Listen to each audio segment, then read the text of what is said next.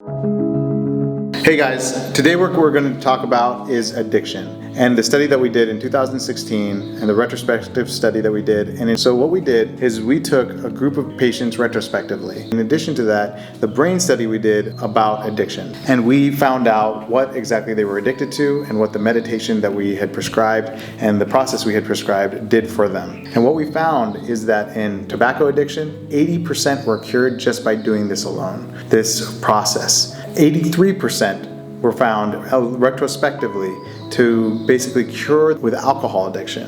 With opioid addiction, it was 20% had a complete cure after 3 to 4 days.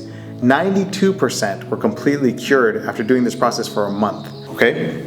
We found that basically in the brain, there's 3 things that happen. Number 1 is that in the back of the brain, there's a mechanical thought process of just doing this during the meditation. And when you do this with your hands, there's a certain part on the left side of the brain that actually lights up. That's the mechanical part. But that's really not all that exciting, but that's an interesting finding. The second and third parts are what are really exciting. We found that the actual nucleus accumbens lights up in the brain.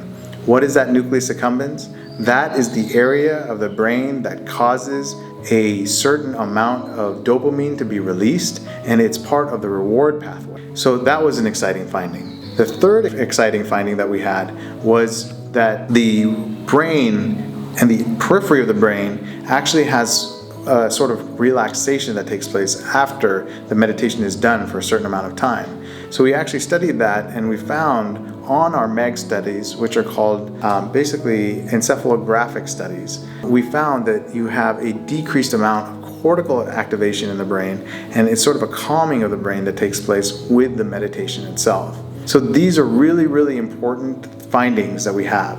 So here's our clinical trial.